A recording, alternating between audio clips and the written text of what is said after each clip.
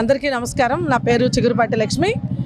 మొన్న ఢిల్లీలో ఏదైతే AI సమ్మిట్ జరుగుతుందో ఆ సందర్భంలో ప్రపంచ దేశాల నుంచి 100 దేశాలకు పైగా ప్రతినిధులు రావడము, అలాగే ప్రపంచవ్యాప్తంగా IIT దిగ్గజాలు, టెక్ దిగ్గజాలు 200 మంది ఆ సదస్సులో ఉన్నటువంటి పరిస్థితి.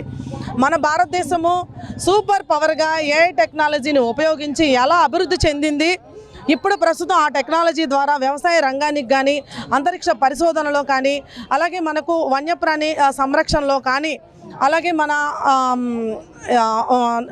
నిత్యావసర పరిస్థితుల్లో ఈ టెక్నాలజీ ప్రజలకు అనుకూలంగా ఎలా తీసుకురావాలి అనేటటువంటి చర్చలు అక్కడ జరిగిన సందర్భంలో మనకు అది నచ్చి వాళ్ళు 80 దేశాల ప్రతినిధులు మన డిక్లరేషన్ మీద సంతకాలు చేశాయి. అంతటి ప్రతిష్టాత్మకరమైనటువంటి ఒక సదస్సు జరుగుతుంటే మన కాంగ్రెస్ పార్టీ రాహుల్ గాంధీ వారి అనుచరులు సదస్సులోకి వాళ్ళకి ఎలిజిబిలిటీ లేకపోయినా సరే అక్రమంగా ప్రవేశించి అర్ధనగ్న ప్రదర్శన వారి ముందు చేసి దేశ ప్రతిష్టను దిగజార్చేటటువంటి ఏదైతే వాళ్ళు ప్రదర్శన చేశారో దాన్ని దేశవ్యాప్తంగా ఈరోజు నిరసనలు వెల్లువెత్తుతున్నాయి.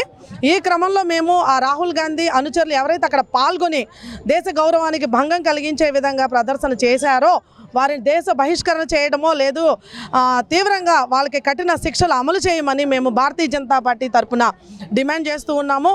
ఈరోజు యువత ఎవరైతే వారి కోరికలను తీర్చుకునేటటువంటి కళలు సాకారం అయ్యేటటువంటి పరిస్థితుల్లో ఉన్నటువంటి భారతదేశంలో ఉన్న యువత మీద వాళ్ళు ఏదో నీరుగార్చే ప్రయత్నం చేశాము అని చెప్పి కాంగ్రెస్ పార్టీ ఫీల్ అవుతా ఉంది. ఇప్పుడు రాజకీయ క్షేత్రంలో రాజకీయ విభేదాలు ఉండొచ్చు, కానీ రాజకీయ విభేదాలను చూపించుకునేటటువంటి వేదిక ఇది కాదు.